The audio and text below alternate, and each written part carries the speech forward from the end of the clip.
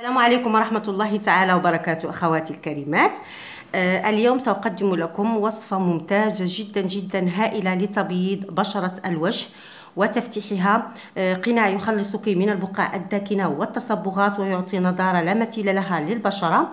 ما نحتاجه لتحضير هذا القناع العجيب وهو بياض بيضة، وأنا شخصيا من عشاقه لأنه يشد ويصغر مسامات الكبيرة، يحد من زيوت البشرة الدهنية، يحارب حب الشباب وآثاره، ويقلل من ظهور التجاعيد والخطوط الدقيقة والرفيعة.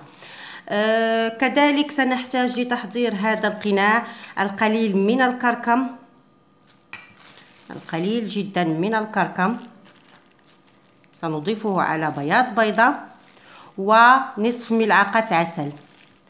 كما تعرفون أن الكركم والعسل علاج فعال لحب الشباب والبطور، يقلل من احمرار البشرة وبيض البشرة جدا، يخلصك من البقع الداكنة والتصبغات، ينظف المسام ويؤخر علامات تقدم في السن كالتجاعيد والخطوط الرفيعة. كذلك قناع الكركم والعسل فقط ممتاز جدا لإزالة الكلف والبقع الداكنة، ويزيل طبقة الدهون في البشرة، يفتحها ويعطيها نضارة.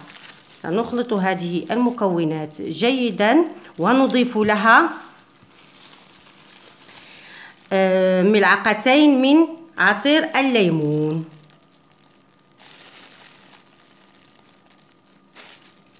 اخلطي هذه المكونات جيدا.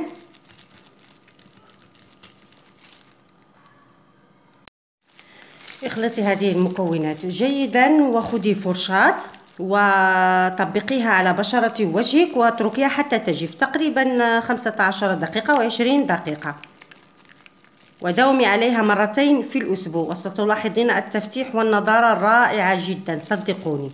أتمنى أن يعجبكم قناع اليوم، ولا تنسوا الجيم والاشتراك بالقناة، وشكرا.